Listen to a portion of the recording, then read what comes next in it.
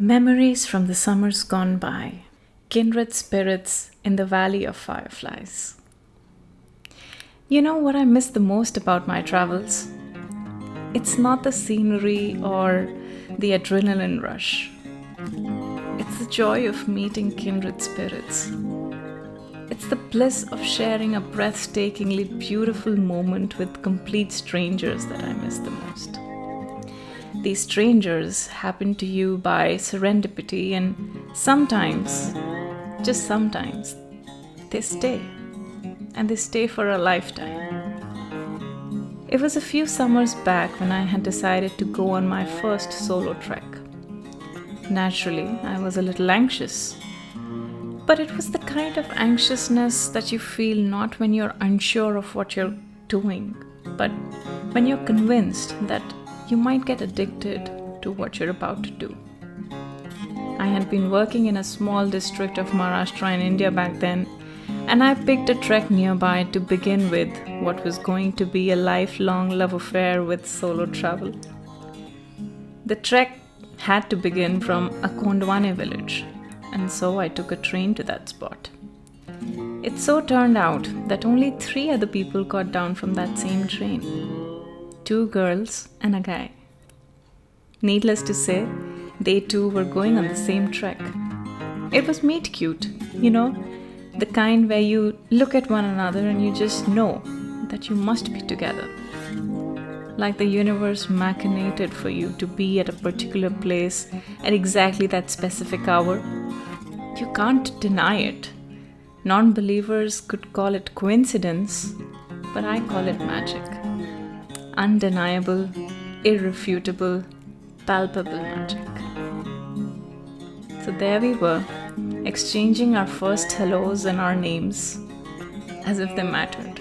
Because the warmth that we exchanged, it felt like it had some karmic history to it. It was only later that I was told that the feeling was mutual on both the sides. Anywho, we started walking towards the base camp, and man, it was a long, arduous walk. It was a trek through the village, vast stretches of half green, half pale yellow grasslands. The hike wasn't steep, but the rough, dry mud and the weathered, well-rounded pebbles made it slippery. It was twilight, and it had almost been 3 hours since we started walking. The crickets had started taking over the forest, and the monkeys had retreated.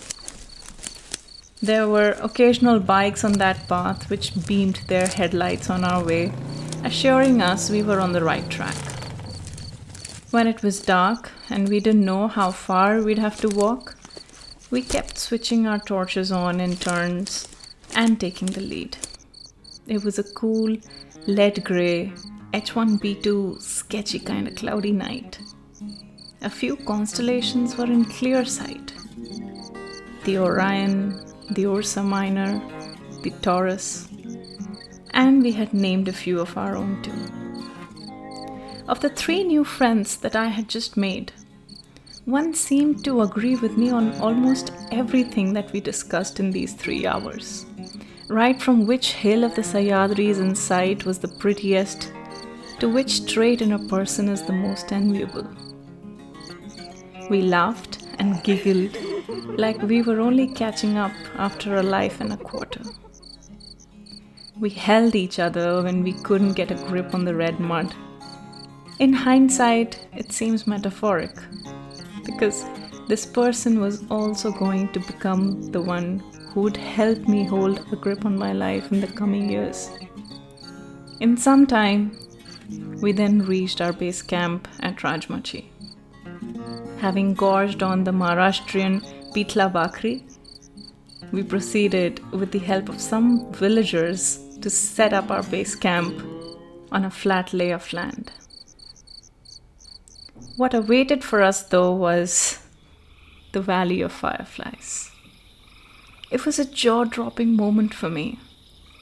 1,000,000 lit-up fireflies illuminating the greens and the yellows of the silhouettes of the dense forests. It was difficult to decipher if they were planning a rebellion or they were celebrating their success at one. But they looked happy. Our collective glee matched the happy spirit of the light bugs.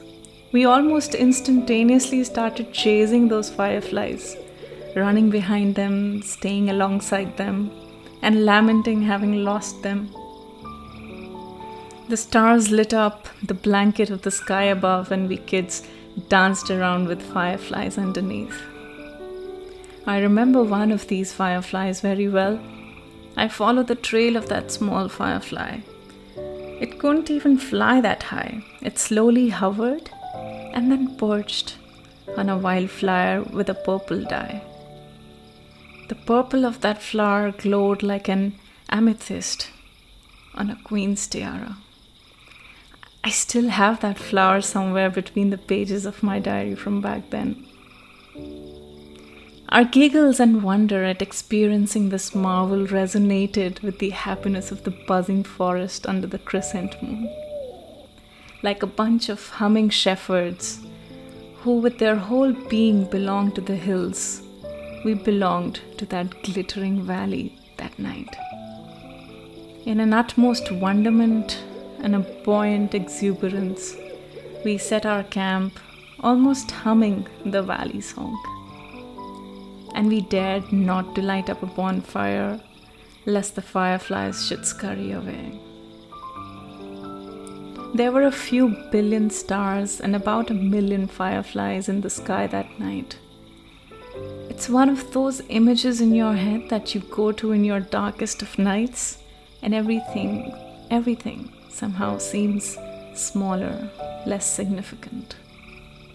But the universe had lit up my life that night, and that too with a light brighter than the light of the valley that night. It had given me my person. Even after everyone had slept, we laid on our backs and talked to each other till the middle of the night, when even the fireflies had stopped shining bright. We held back nothing. We still don't. This person has been my soul sister since. Traveling opens you up to miracles. It makes you see and do and believe the most extraordinary things. But today, when we can't go out as much as we'd like, or as far as we'd like due to the pandemic, remember to sit and revel in the beauties your past travels have brought to your life. As for me, I'll call up that kindred spirit I found in the Valley of Fireflies, my dearest soul sister.